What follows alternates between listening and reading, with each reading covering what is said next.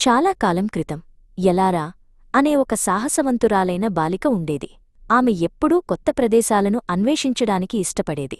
ఒకరోజు ఆమె దట్టమైన అడవిలో నడుస్తుండగా బంగారు రంగులో మెరుస్తున్న ఒక పాత తలుపును చూసింది. దానిపై హృదయవనం అని రాసి ఉంది. ఎలారా ఆసక్తితో ఆ తలుపును నెట్టి లోపలికి అడుగుపెట్టింది. అక్కడ ఆమెకు బోధి అనే ఒక ప్రశాంతమైన మార్గదర్శి కనిపించాడు. వనంలోకి వెళ్లగానే ఎలారాకు ఎర్రటి ముళ్లపొదలు కనిపించాయి. ఆమెకు తెలియకుండానే కోపమొచ్చింది.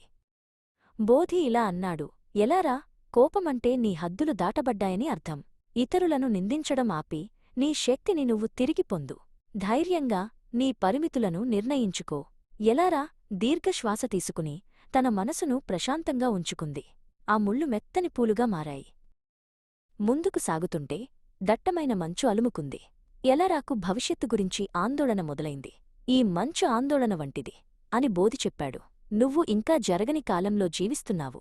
నీ పాదాలను నేలమీద ఆనించి ఇప్పుడు నువ్వు వేయబోయే ఒకే ఒక్క అడుగుమీద దృష్టిపెట్టు. ఎలారా తన పాదాల కింద ఉన్న గడ్డిని గమనిస్తూ నడవడం మొదలుపెట్టింది. మంచు క్రమంగా విడిపోయింది.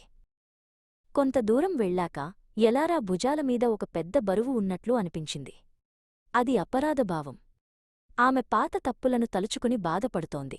బోధి నవ్వి, మనం మనుషులం, తప్పులు చేస్తాం. నిన్ను నువ్వు క్షమించుకో. ఆ బరువును ఇక్కడే వదిలేయ్ అన్నాడు. ఎలారా తన మనసులోని భారమంతా వదిలేసి తనని తాను క్షమించుకుంది. వెంటనే ఆమెకు చాలా తేలికగా అనిపించింది. మార్గమధ్యంలో ఒక నీలిరంగు కొలను ఉంది. అక్కడ ఎలారాకు విపరీతమైన దుఃఖం కలిగింది. బోధి ఆమెతో, దుఃఖమనేది ప్రేమకు చిహ్నం. కోల్పోయిన దాని గురించి బాధపడటం సహజం.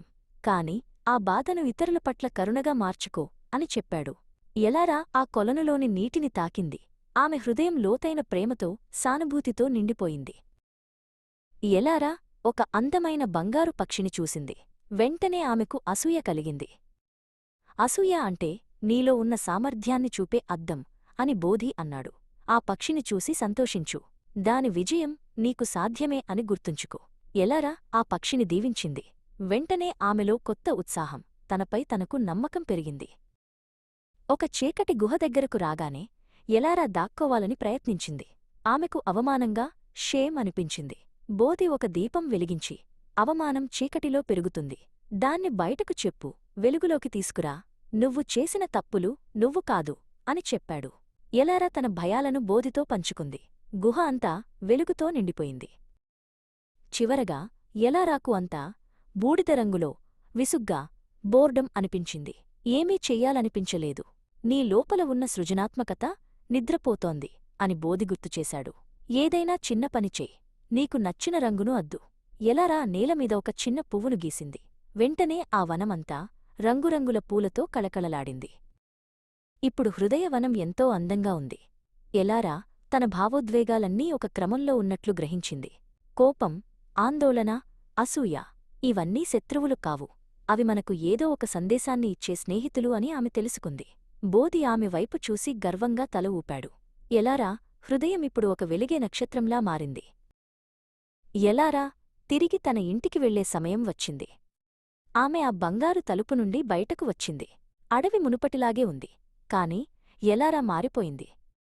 ఆమె తన గుండెల్లో ఒక గొప్ప జ్ఞానాన్ని మోసుకెళ్తోంది. ఏ భావం కలిగినా ఆమె ఇప్పుడు భయపడదు. ఎందుకంటే తన హృదయవనాన్ని ఎలా చూసుకోవాలో ఆమెకు తెలుసు.